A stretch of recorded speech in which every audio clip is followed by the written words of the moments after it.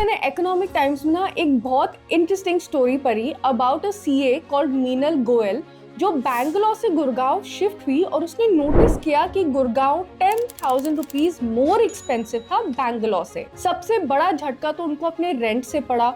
उन्हें अपने ऑफिस के आसपास एक 1 BHK देखा और उसका रेंट था 25,000 रुपीज पर मंथ और इसमें यूटिलिटीज और मेंटेनेंस इंक्लूडेड नहीं थे। ऊपर से हफ्ते में 2-3 बार बाहर जाने का खर्चा भी 6,000 to 8,000 रुपीज हो गया और जो ऑटो और टैक्सी का खर्चा था वो भी काफी हाई था।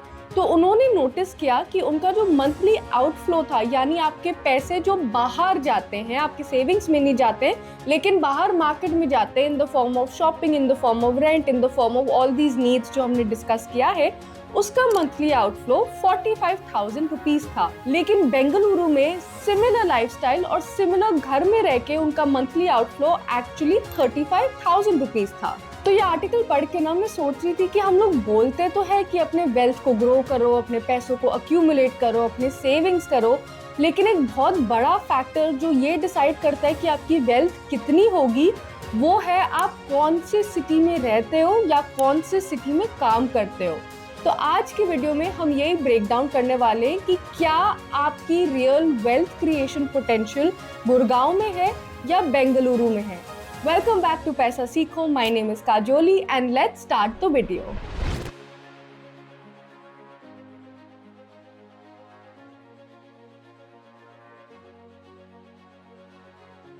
सबसे पहले स्टार्ट करते हैं सैलरी गैप के साथ, जो एक्चुअली एक बहुत बड़ा इल्यूजन है। जब हम नॉर्मली बात करते हैं ना कि बेंगलुरु में काम करना चाहिए या गुड़गांव में काम करना चाहिए, सब लोग हमेशा ये बोलते हैं यार बेंगलुरु की ना सैलरीज काफी हाई होती है तो ग्रो करने के लिए वो सिटी बेटर है। बट एक्चुअली जिस तरह से ये सैलरी स्ट्रक्चर्ड होती है वो बहुत डिटर्मिन करता है कि आपके हाथ में एक्चुअली कितने पैसे आते हैं। फॉर एग्जाम्पल, बेंगलुरु में टेक जायंट्स हैं, स्टार्टअप्स हैं और कुछ कंसल्टिंग फर्म्स हैं और वो जिस तरह से आपकी सीटीसी को स्ट्रक्चर करते हैं उसमें वेरिएबल पे, बोनसेस और साथ में स्टॉक ऑप्शंस या ESOPs होते हैं। तो स्टॉक ऑप्शन से बेसिकली ये होता है कि आपके सीटीसी का एक बड़ा चंक कंपनी के स्टॉक्स के अंदर है जो सालों सालों के लिए ग्रो करेगा और अगर मार्केट बूम करेगी तो आपका फायदा होगा। लेकिन अगर हम मंथ टू मंथ की बात करें कि आपके हाथों में कितने पैसे आ रहे हैं तो फिर आपको ये दिखता है कि एक्चुअली आपके पैसे जिस तरह स्ट्रक्चर्ड है आपके हाथों में कम पैसे आ रहे हैं। बेंगलुरु एक काफी हाई पेइंग सिटी है टेक प्रोफेशनल्स के लिए, डेटा साइंटिस्ट के लिए। अगर आप AI/ML में काम करते हो, बेंगलुरु एक अच्छी सिटी है।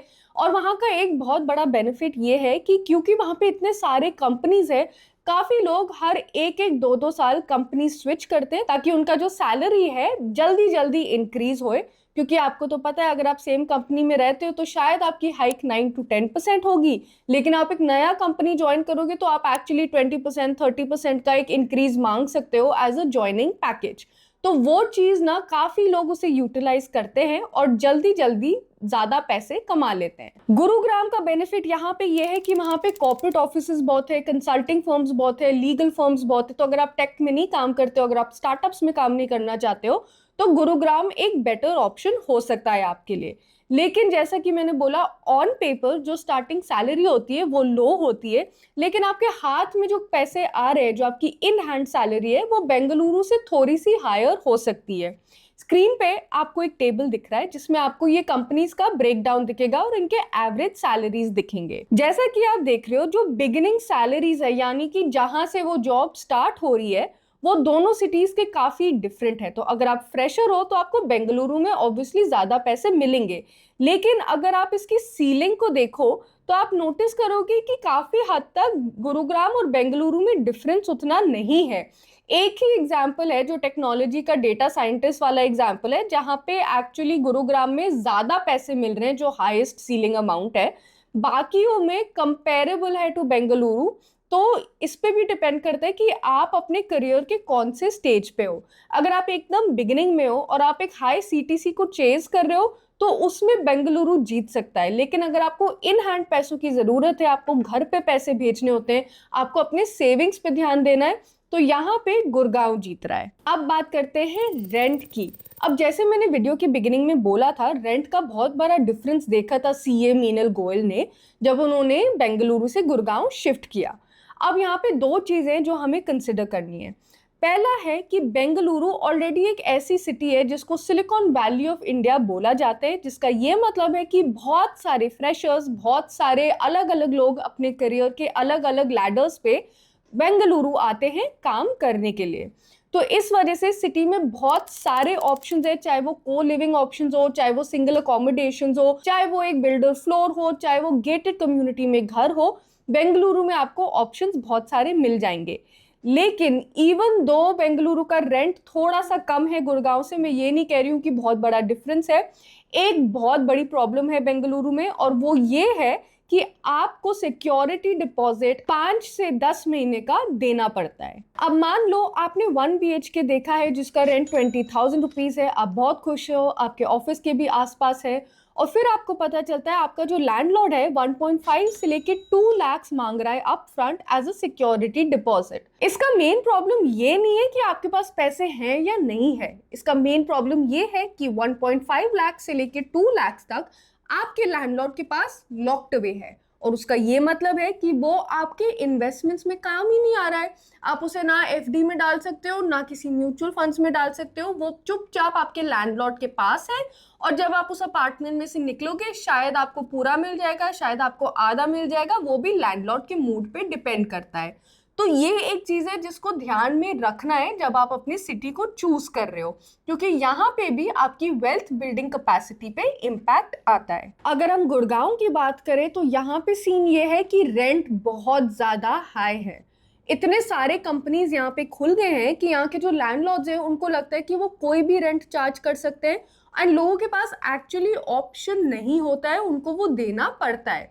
तो जिस तरह मैं बात कर रही थी, एक बहुत बेसिक 1 BHK का भी रेंट 25,000 से लेके 30,000 के जोन में आता है, जिसमें मेंटेनेंस इंक्लूडेड नहीं है और आपकी यूटिलिटीज इंक्लूडेड नहीं है। ऑब्वियसली बहुत सारी चीजें इस पे भी डिपेंड करती हैं कि आप गुरुग्राम में कहाँ रह रहे हो। अगर आपका ऑफिस साइबर हब में और आप साइबर हब के आसपास ही रहना चाहते हो, जैसे MG रोड वाले एरिया में या कहीं, तो ऑब्वियसली रेंट ज्यादा हाई होएगा। लेकिन अगर आप सोना रोड के साइड जाओ या एकदम द्वारका एक्सप्रेसवे की साइड भी चले जाओ, जो थोड़ा सा दूर है मैं मानती हूँ, तो आपका रेंट वहां से कम हो जाएगा। गुड़गांव का एक ही प्लस पॉइंट है यहाँ पे, जो है कि सिक्योरिटी डिपॉजिट 1 या 2 महीने का होता है, पूरे साल का नहीं देना पड़ता है।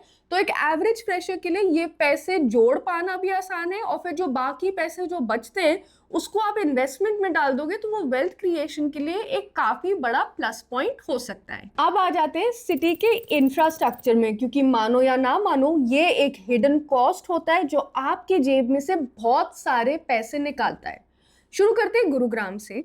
बेसिकली यहाँ पे जब समर होता है तो टेम्परेचर्स 42 डिग्री से भी ऊपर हो सकते हैं, और जब विंटर होता है तो फिर सिंगल डिजिट्स वाली ठंड भी पड़ती है।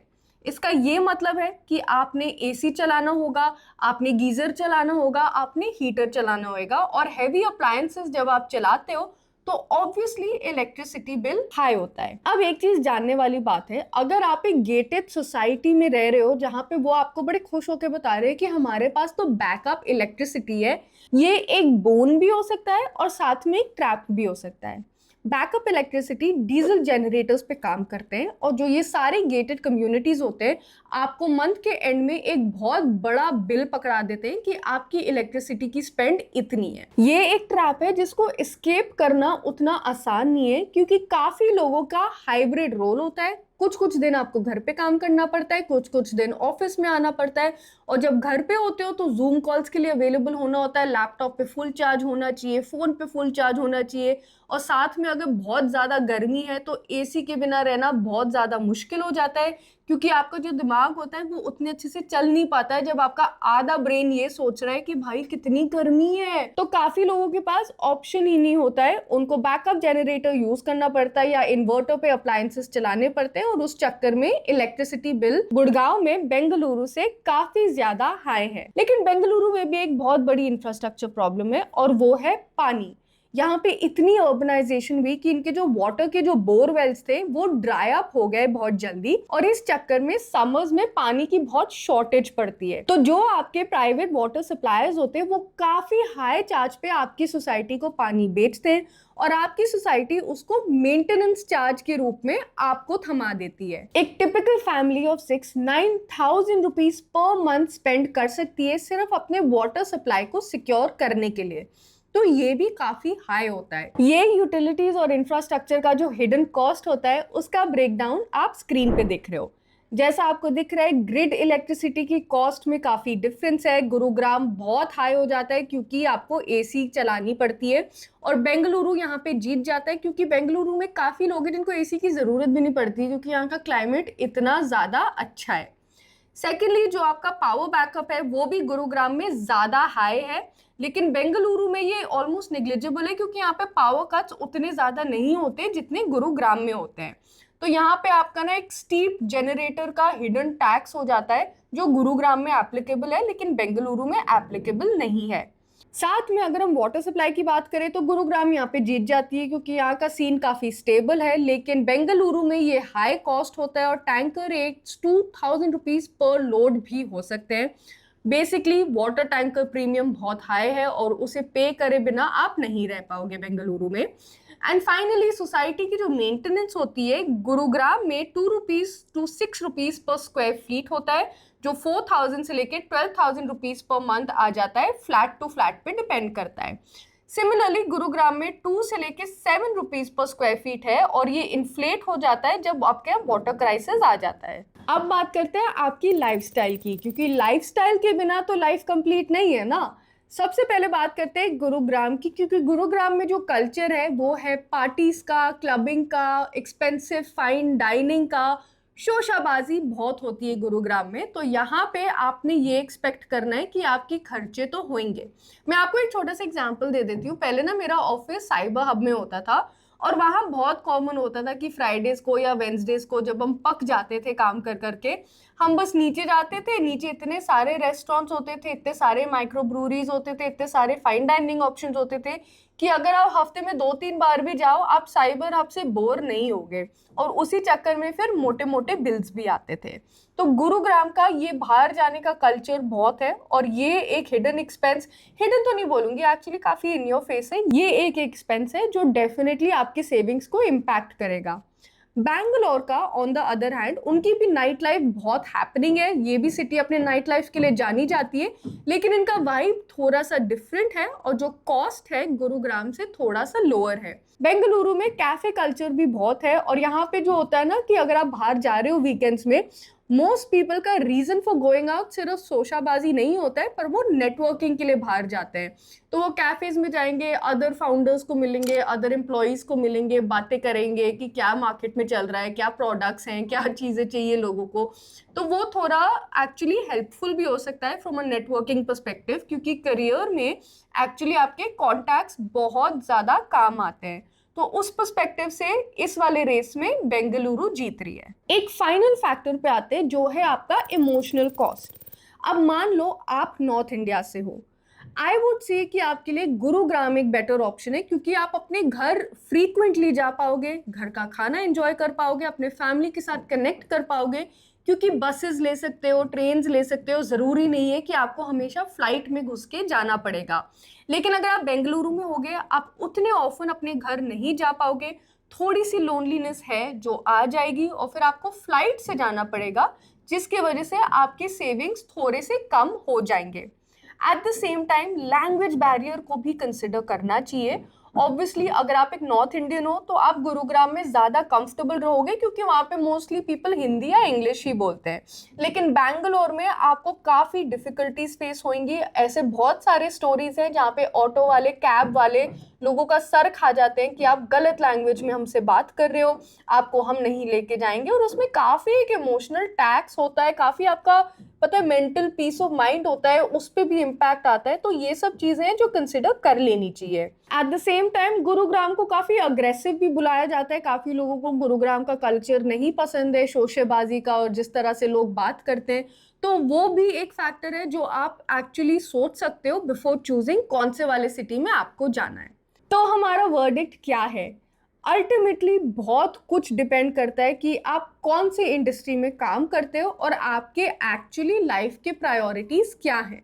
Deep tech, software development, product management, ये सब अगर आपका रोल है तो फिर बेंगलुरु आपके लिए एक अच्छा वेल्थ जनरेटर है। आपको इक्विटी ऑप्शंस भी मिलते हैं और मोर इम्पोर्टेंटली आपको बहुत सारे कंपनीज के ऑप्शंस मिलते हैं ताकि आप हर 1-2 साल जंप करो और अपनी सैलरी को बढ़ाते रहो। पता है, ये एक्चुअली हमारे पेरेंट्स के टाइम पे ये स्ट्रैटेजी बहुत बुरी माना जाती थी, लेकिन आज की डेट में क्योंकि कॉस्ट ऑफ लिविंग इतना हाई है, लोगों के पास ऑप्शन ही नहीं है। लोग 1-1 साल के लिए कंपनीज में काम करते हैं और फिर दूसरे कंपनीज में चले जाते हैं ताकि उनकी जो बेसिक सीटीसी है और जो बेसिक पे है वो इंक्रीज हो जाए। तो अगर आपने ये वाली स्ट्रैटेजी अपनानी है तो आपके लिए बेंगलुरु एक बेटर ऑप्शन होएगा, क्योंकि वहां पे कंपनीज ही ज्यादा है, वहां पे डेंसिटी ज्यादा है आपके रोल वाले कंपनीज के। गुरुग्राम में ऑन दी अदर हैंड आपकी सेविंग्स पोटेंशियल ज्यादा है। आपको कंपनी टू कंपनी भागने की जरूरत नहीं है, क्योंकि आपका जो इन हैंड कैश आता है वो बेंगलुरु से ज्यादा होता है। तो इसका ये मतलब है कि आप एक्चुअली इन्वेस्टमेंट्स ज्यादा जल्दी शुरू कर सकते हो, आप कंपाउंडिंग का जो मैजिक है उसको एंजॉय कर सकते हो और आप जल्दी जल्दी अपनी वेल्थ को ग्रो कर सकते हो। लाइफस्टाइल कॉस्ट पे थोड़ा सा ध्यान रखना पड़ेगा अगर आप गुरुग्राम में रह रहे हो। बाहर थोड़ा सा कम जाओ या अफोर्डेबल ऑप्शंस ढूंढो, क्योंकि हमेशा आप फैंसी रेस्टोरेंट में जाओगे तो बिल तो मोटे मोटे ही दिखेंगे आपको। बेसिकली ना, मॉरल ऑफ द स्टोरी ये नहीं है कि जिस सिटी में आपको हायर सीटीसी मिल रहा है उधर ही भाग जाओ सीधा। आपकी वेल्थ उससे बनेगी कि आपने कितने पैसे रिटेन किए हैं और कितने पैसे इन्वेस्ट किए हैं। तो उसी के बेसिस पे आप जल्दी से अपने नेटवर्थ को ग्रो कर सकते हो और आप मेक श्योर कर सकते हो कि आपके सारे ड्रीम्स आराम से ट्रू हो जाएं। अगर ये वीडियो आपको पसंद आया तो प्लीज लाइक का बटन दबा दो, अपने दोस्तों के साथ ये वीडियो शेयर करो ताकि उनको भी समझ आए कि जिस सिटी में आप रहते हो वो आपके एक्चुअल मंथली आउटफ्लो को कैसे इम्पैक्ट करते हैं। अगर आपके कोई डाउट्स है तो कमेंट्स में जरूर पूछ लेना और पैसा सीखो को सब्सक्राइब करना मत भूलना। मिलते हैं आपसे अगले वीडियो में।